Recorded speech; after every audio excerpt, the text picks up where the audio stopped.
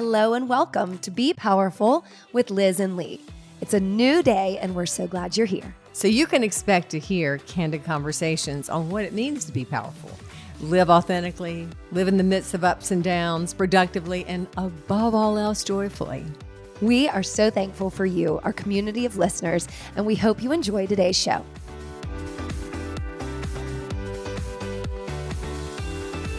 All right. Hi, Liz. Hi, Lee. And hello to Todd. Hello.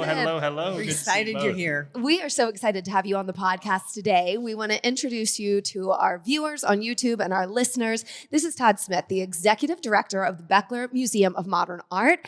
And hint, hint, we are not at our house today. We're actually at the Bechtler. So we've taken the show on the road and we are thrilled to be here. And we're going to let Todd kind of give us his background and you talk to us about your path to Executive Director at the Bechtler. Sure. So I started here at the Bechtler back in June of 2020. So right in the middle of the pandemic. Years ago, I was here in Charlotte as a curator with the Mint Museum. So I have long ties to the area. Right. Went to school in the eastern part of the state. Not the light blue one, the dark You blue went to one. We weren't going to Gosh, bring I'm that so up. sorry about Which this. I'm so sorry, especially given last weekend's bad showing at the Dean Dome. But It we has always to go have our cameras. way occasionally. Yeah. Every once in a Occasionally. while, we have to throw you one. There you go. But no, so had a great experience coming here in June of 20, taking over for this organization as the second director. We are about to celebrate our 15th anniversary. Incredible. So the Bechtler has been, a new entity on the scene here in the arts community in Charlotte, but I think making a really good impact. And we'll talk more about that, I'm sure, as the podcast goes forward. Absolutely. Could you tell us, are we the only modern art museum in Charlotte? So we're the only modern art museum in the U.S. South. Really? Wait, Woo. I did not know that. Yeah. So if you don't count D.C., Wow. which D.C. doesn't count Right. itself as the South, and, Right. and you don't count Texas, which Right. doesn't count itself as the South, then we are the That's the incredible. sole modern art museum in the That US is- South. Yeah. That is so cool. Yeah, so I the was, South needed one, and the Bechtlers came along and made it happen, along with the city. aren't we We are lucky. I was telling Lee on the way up here, I remember the first time I came here and there was the Firebird, first of all. And if you're unfamiliar or you're not from Charlotte, it's worth a trip to Charlotte to come here and see this structure. The structure not only in the Firebird, but the building itself. Right. Really, I was walking in today from the parking lot, Oh. and there's a light that hits the overhang in the middle of the day that is just spectacular. I mean, it's a building that is designed by Mario Boda, one of the most important architects, still working, Swiss architect. This is only his second building Wow. in the U.S. Is that right? Yeah, the first one was the first Museum of Modern Art in San Francisco. Okay. So if you've been to San Francisco, you've seen that, hopefully. So this is his second. The Bechtler family is a longtime Swiss family, of course, and had a strong connection to Boda, who's a Swiss architect. So it made sense that when the family wanted to have this building created, they worked with the city to Right. make this happen, along with the Mint and the Gantt, all in Uptown Charlotte, He's done opening them. in 2010. Well, he did this, and then the Gantt and the Mint were done by two other architects. Okay, but same I time love period. I love the triangle of the museums, and I love the distinct architecture for each one. Right. You really know where you It's- are when you step into each one. And we wanted this building to be very much of an icon for Charlotte, architectural icon, but also a place where you come and you sort of leave real world behind. And there's this great yes. transition off the sidewalk into our lobby that calms you down. And then you can go up to our galleries and experience the art. So it's a beautiful way to transition from commerce and everyday life and all your issues that we all have, and sort of leave them at the door. It's Come true. inside, calm down, breathe, remind yourself what it means to be human, look at great art, think about the world in new and exciting ways, and love hopefully that. take it with you as you leave. Exactly. And change the world. I love that. Exactly. Well, let's just start talking for a moment about the piece behind us, because I don't Yes. think we can go much Yeah. further See it? We without think we- noticing that. I'll kind of get out of the way, but this is a beautiful sculpture and we love the lighting. So talk to us about this first. So this is a work by an artist named Allison Schatz, and this is one of two works we have on view by her in the museum right now. Both of the works are on loan from Bank of America. So Okay. many of your viewers may know the bank from its banking, but they have one of the most important corporate collections of modern and contemporary art in the U.S. And they often make their works available to museums, not just in Charlotte, but around the country where they do business. So we've got, I think, 8 works on view from the bank's collection right now in our lobby and on our second floor. So Allison Schatz is known for these, incredible glass installations, as well as our second floor show, which will be up through the end of August, is a hanging installation of glass beads. It's fabulous. Oh, it's amazing. And monofilament wire. So really quite a beautiful ethereal work. So between this, which is very grounded, very much of a heavy tactile work, right, the work upstairs is very ethereal and very beautiful as it just hangs and reflects the light. So. And the light is so beautiful. I mean, obviously throughout the day, you're going to get different colors and bouncing off the wall. It's just exquisite. And as you come in here at night and during the day, you see different lights across the ceiling, which really was an unintended consequence of our installation. We did not know that was going to happen. Wow. But we've been playing with the lights since we installed it. It's good. I think your point about walking in and leaving the world behind is so real, because I go back to the very first time I walked in, and I am glad I took the steps. There's something about this building and walking up the steps and walking into the different venues or the different rooms with the art. And I knew and still know not enough about modern art to be, speak about it prolifically. But the fact is there is a feel in this building of welcoming and newness, and it feels fresh like Charlotte. It feels like there's the vibe of Charlotte is in this building, and then the vibe of the Bechtlers is sort of like here with this. Is the modern art is. You don't have to know a thing about it. Yeah.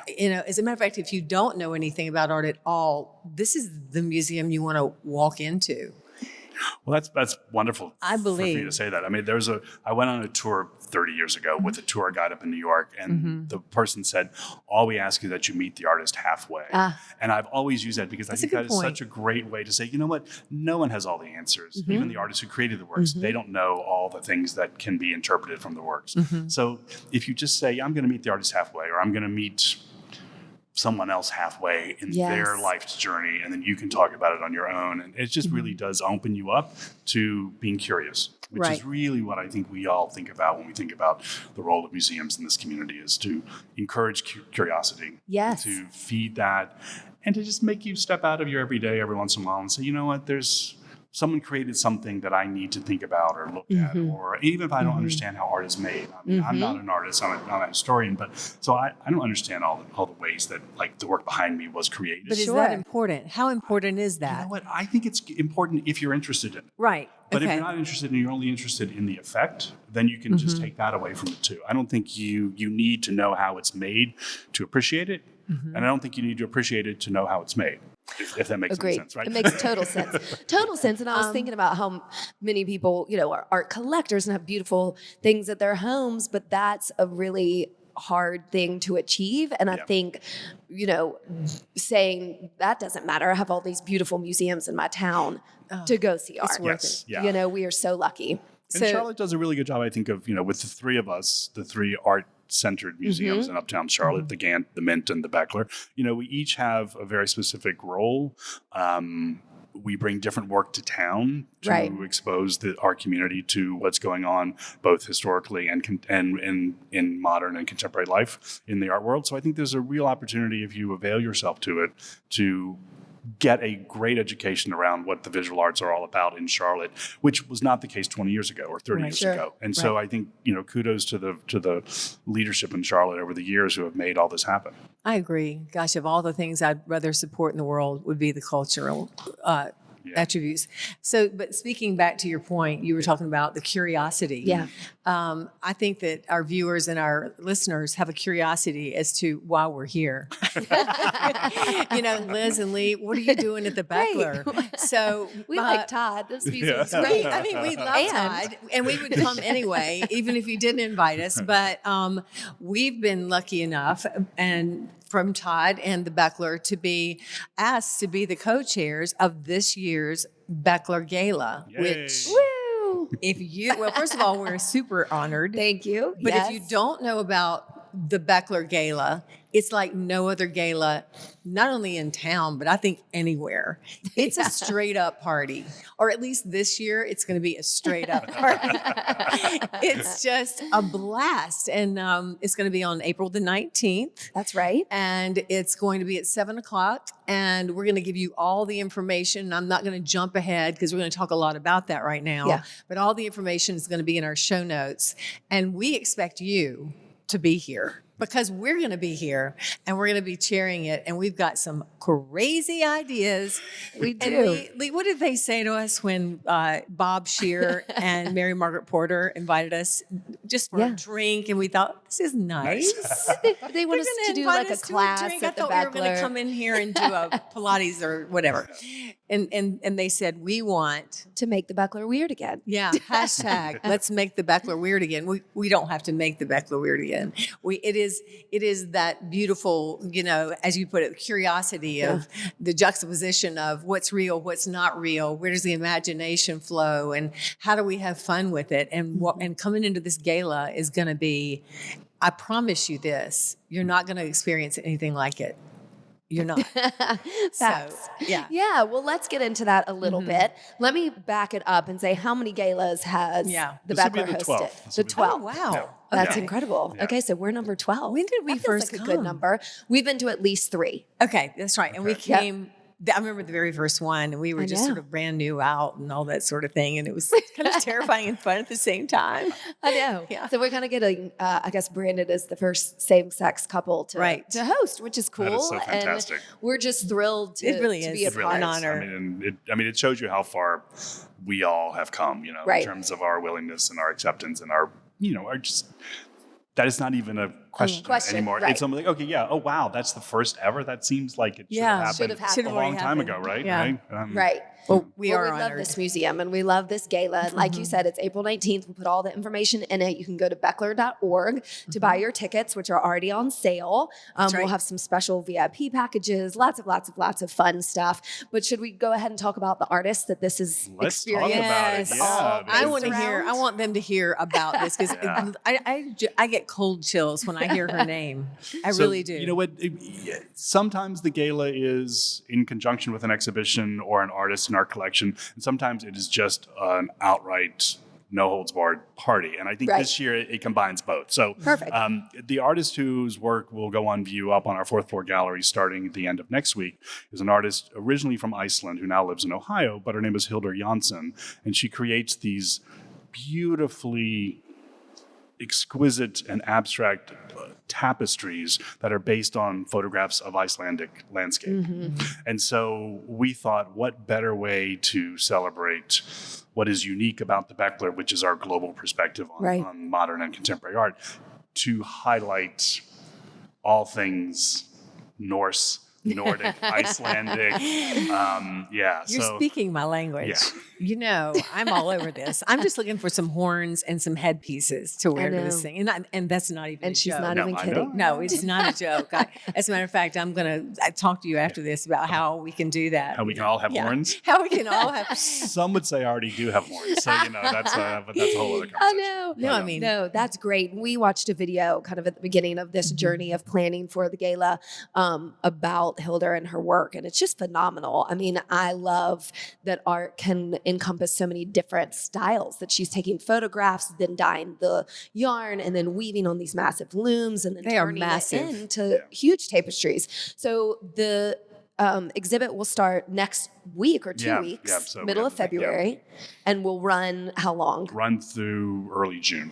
Early June. Okay. Yeah. And so that will be on the 4th floor. So talk a little bit about where you house exhibits, how often the artwork changes, how often people should visit, to the regular museum goer. We'll Right. get back So to the we are gala. about a 30,000 square foot building with galleries on 3 of our 4 floors. So our 4th floor, which is the largest space, and that's the space at Cantilevers. I'm pointing outside because it cantilevers over Tryon Street. That is our largest space, and that's where Hildur's show will be on view. And then our 2nd and 3rd floors, when we have an artist who's not in our collection or work not from our collection, we focus on the collection on our second and third floor. So we do anywhere from 8 to 12 exhibitions a year. So pretty much every season we're changing out at least 2 of the 3 galleries. Incredible. Yeah. So on the night of the gala, are we going to be able to go to the 4th floor and see this? Yeah, so the exhibition will be on view. All right. Which will be great. We'll be able to have a chance to sort of explore. And by the way, we hadn't even mentioned the theme. The theme is fire and ice. Oh, right. Okay, let's get back to that. So I think we sort of missed the sort of lead there. You went straight to Viking horns. No, I did. I jumped. And I tend to do that. I pole vault right past all the stuff to where I want to go. But fire and ice. Fire and ice, which comes, so good. No holds barred on your outfits. Yeah. 0. And if you've not been to Iceland yet, it's a chance to sort of think go to Iceland. It's a magical place, and maybe this will inspire you to go. Exactly. Easy direct flights from the U.S. And I know it's not a very far. We almost were going to go this. We just got back from Madrid, and we thought about going, but then they had this volcano situation. Well, There's that. There is the volcano. Yes, The fire and volcano. ice, baby. Fire and ice. Which was perfect. Exactly. So. Yes, but we don't want to freak anybody out about the gala that you have to dress with horns or be completely weird. But we do want to put an emphasis on the unique quality of this. That this is not your average gala, not a sit-down dinner, not an auction. All the money goes directly to the museum, the art, and the programming, right? Right. And during the course of the evening, there are no comments, there are no presentations. We don't stop the activity for anything except having a good time. We don't ask for more support on the night of. So there's no paddle raising. There's no begging. No.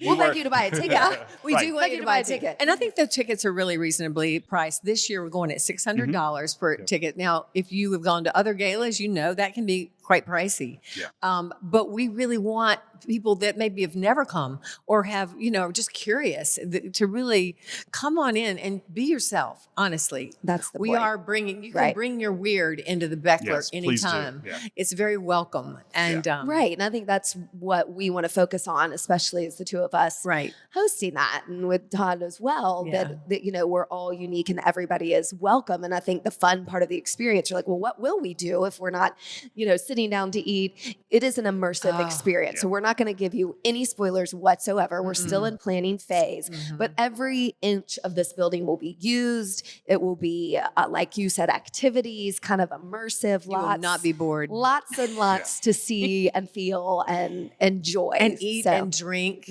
Yeah, we're still coming up with the drink. And maybe even dance. Dancing. Oh, there'll be some dancing for sure. We might have to move I keep this wanting to the some side. fire to be in here, a literal fire. You have a solid rule about fire in the museum, right? Well, there is that issue, right? There is, and there is a fire code, and the fire marshal sometimes has some concerns around fire. We could have part of it could be like our fire patrol men coming in here and just they could serve drinks and put out the fires at the same time. And I know in your head they are shirtless. Yeah, exactly. See, you're giving away too much of it. You're right. Yeah. So fun. Well, we're excited for the spring and the gala and for this museum and this exhibit. So what else do you want to share? Maybe I want to know more about you and your experience. I mean, where did your love of art, or you said that you're an historian, come from? I know you've lived in California, Florida, all over. So tell us a little bit. I was one of those lucky kids that when I went to college, I was going to be a lawyer and did the whole political science. And then I was great liberal arts school and sat in on an art history class because a friend of mine who was a year older was a major. And I said, let's just see what this was about. And it was an architectural history class. And I just fell in love. I love architecture as much as art. So it was just this sort of feeding of my soul. And it was so different than what I'd grown up with that it was just a way to sort of get.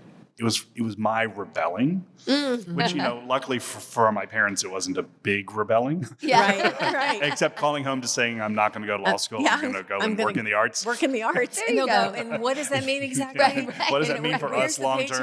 Yeah. Right. Yeah. How long do we have to support you? Yeah. So, but then I was lucky. I went to graduate school in Indiana, studied 19th century American painting as my sort of master's and PhD program work. Wow. Then was a curator here in Charlotte at the Mint for 6 years. Then became became a director in Fargo, Knoxville, Charleston, Tampa, Orange County. The Gibbs in Charleston. Yeah. I ran the Gibbs for a couple of years. Cool. And so then came back here, and all my family had moved here over the years. So Charlotte has So you become have the family home. here. Yeah. Okay, perfect. Yeah. So you're here. We're not going to lose you again, right? You're not going. No, Yeah. No. Why would I leave here? Seriously. Exactly. I know. That's in charge of a lot of different museums. Do you feel like, based on the city, on the board of directors, like, how does that shift your job? Are these jobs generally the same, or is it really different each city? Yes, and both, right? Okay. But there's a similarity in the tasks. Sure. But each city has a different approach to its museum. Each museum has its own culture, its own history, its own ambitions. And so I've been very lucky to be in places that were in the middle of building new buildings. And so I was able to feed my architecture interest there. I was able to come to a building like this, which is such an architectural icon. And some museums want to do more with their exhibitions, some want to do more with their education programs. I think the Bechtler is perfectly poised to be able to do both. Right. Our first decade was really about getting the collection known in Charlotte. Sure. And now our second decade is about pushing the exhibition program out there, being very much about showing international contemporary art as well as modern art. Okay. And for the listeners who think it's the same. Great point. We often use this designation of modern art as anything from 1900 to 1970. Okay. So you think Picasso to Warhol. And then everything after 1970 is called contemporary. Which I didn't know that. Yeah. And so it just makes an easy distinction. So we do modern and contemporary. So we do all of the 20th century and the 21st century now. That's an interesting So you've got point. a I like leeway. knowing I that. mean, we really are enjoying working with you and the people here that are the meetings are just on time and fun. Very organized staff. Very well organized. done. And so, but it feels like a freedom here for you all to just explore and go, hey, let's do this. Well, we often ask ourselves as a staff, is this something that we would want to spend money to go see? Sure. Right. Or to attend the event or go see this exhibition? And if it's not something we'd want to do, then we figure it's not feeding the curiosity of our staff or of our community. So we're very lucky, and we do have quite a bit of freedom. The board is very encouraging of us to continue to, make the Bechtler as great of an institution as it possibly can be. We are the smallest of the three museums in Charlotte, so that gives us, we're sort of like the coolest. Well, and also it's sort of like the old Avis, we try harder. Yeah, but, sure. But I think it gives us a lot of freedom to be creative, to turn around and pivot really quickly. Sure. Like if we see something we want to do, we can move quickly to make it happen. Whereas oftentimes big institutions take You've got years more and years. more voices in the thing. Yeah. That makes so much sense. No, I've loved walking in here. And can you walk in here off the street? I mean, Yes, please. Yes, please. And so is it free? What is it? What does it So cost? we How does this offer. work? So we're open 6 days a week. We're closed on Tuesdays, but Wednesday nights we're free every week from 5 to 9, and that's because Awesome. of Bank of America's support Remember of us. And it really allows us. And the Mint and the Gantt are also free on Wednesday nights too. So all three of us have this opportunity to really invite people in, let you experience us. See what you like, see what you don't like, and then hopefully come back. We do several free events during the course of the year too. Family days where we invite families. We have one coming up in 2 weeks as well. So check out Bechtler.org website and all the socials as well for all this information. You have great. I mean, we're a member of the Fiber Society, and these are great. It's not horribly expensive if you're, because we also are involved in the Mint, and it's a really, you have parties a lot. I mean, you have like really fun events. Just like it's a Thursday night, let's have a jazz band. Yeah, right. It's just we have a jazz program that happens once a month. Yeah, it's been going on since we opened. We have a classical music series. We have a film series. We have Firebird events. Cool. And it's meant to combine the social with some of the learning about the art. And we make the learning very approachable. Exactly. We really strive to make people feel comfortable and to be able to ask questions and ask whatever question you have, because that's how we're all going to learn. And you may ask us questions that we can't answer, but it's questions we should be able to answer. Yeah. Right. we're That's all okay. learning. It's art. I mean, art. there's always going to be questions. Right. Questions There upon should be. questions. Yeah. And that's the beauty of what I think the thread of what we're talking about is curiosity. Yeah. Curiosity in our world, curiosity for art, curiosity for other people, getting outside of your comfort zone. And that's what we aim to celebrate this spring. Will you talk to us a little bit about the Firebird outside? Because I think it would be a shame for anybody who is local and has seen the beautiful sculpture that you cannot miss on the corner of Tryon. And what is that? That's Levine Avenue. That's Levine. Okay, so right at the corner, everybody knows it. Talk to us about the Firebird. So the Firebird was installed before the building even opened. Oh, so wow. it was a gift from Andreas Bechtler to the museum before it opened, and it was installed November of 2009. The museum opened in 2010. So it was a few months before opening. But it's created by Nikki St. Phal, who was a French-American artist who ended up living at the end of her life in California, but known primarily for her work in France. You know, it goes by a number of names in town. The French name we don't normally use. I think more people refer to it as the disco chicken than disco chicken. than other things. That's a good one. Now a lot of people know what we're talking about. We've tried not to call it the disco chicken. We think it takes a little bit away from Nikki's work. But Nikki was an artist that the Bechtlers had supported for a long time. There are several works by her in our permanent collection, so you can see the smaller works throughout our museum. But it's meant to be this showpiece that invites you in. You know, you can walk through it. It's a portal. If you look at Nikki's other work, there's some other work that's really portal-like. I encourage you to, if you're interested in feminist art of the 1960s and 70s, to check her out, because she was a radical feminist who really challenged ideas of what should be shown. So, so the work, I think, operates on several levels. Sure. One is that it's very approachable, very beautiful, very, very sort of photographable, but there's also a strong undercurrent, or not even undercurrent, real current of sort of celebration of femininity and it's femaleness. strength for sure. Yeah. So strength and power. There is a power there. She is very powerful. Very powerful. And you just see people of all ages, all times of the day taking photos with it. We've done the most Instagrammed It image in really Charlotte. is. It is. It's iconic. It is that place to land. And so I love that the Bechtler family is still, they're still here. They're 100% involved. Very much so. Andreas is still here. Andreas is still here. He comes on Wednesday afternoon sometimes, and he'll walk with his daughters here in town and just come in. And I think it's great for all of them, because they see the work in new ways, because we're always trying to present it in different ways. It's work that Andreas's parents collected. His daughters grew up with it as grandchildren, so they were able to sort of experience it in Zurich. It is an extremely unique collection that has come to Charlotte by happenstance, right? And so it's this beautiful coincidence that it's here, but it's a great complement to the collection at the Mint next door, which has never had a great European collection. They haven't wanted that, so we provide that complement. So like last year, the Mint did a major Picasso exhibition, and we did an exhibition of our work of Europe in the age of Picasso. So individuals that saw the Picasso show next door could come here and see all the work that was being created while Picasso was active in Europe. So it was a great sort of opportunity for the two institutions to I love the way you do that. This is an art destination. You want a staycation, come downtown, spend the night, go see the Mint, come here, go to the Gantt Center and see the difference and the cultural difference and the celebration of the cultural difference that you all have really, extended to the whole public. I think this is